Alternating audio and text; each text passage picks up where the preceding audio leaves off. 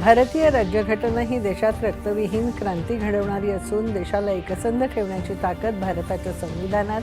सरन्यायाधीश भूषण गवई यांचे राज्य विधिमंडळात गौरवोद्गार. मूलभूत अधिकारांना सर्वोच्च स्थानी ठेवतानाच सामाजिक आणि आर्थिक समतोल राखला जाईल अशी राज्यघटनेची रचना डॉक्टर बाबासाहेब आंबेडकरांनी केली. सरन्यायाधीश भूषण गवई यांनी कायद्याचा विचार करताना कायम व्यापक जनहिताला प्राधान्य देत त्यानुसार न्यायदान केलं. सत्कार समारंभात फडणवीसांचे गौरवोद्गार. मीरा भाईंदरमध्ये मोर्चा मार्गाचा आंदोलकांनी धरलेला आग्रह कायदा सुव्यवस्थेचा प्रश्न निर्माण करू शकत होता, म्हणून पोलिसांनी परवानगी नाकारल्याची मुख्यमंत्र्यांची माहिती.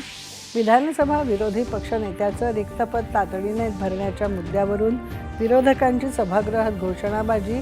मागणी मान्य न झाल्याने केला सभात्याग. ब्रिक्स शिखर परिषदेतील चर्चा आणि ब्राझील दौरा फलदायी ठरल्याचं पंतप्रधानांचं प्रतिपादन.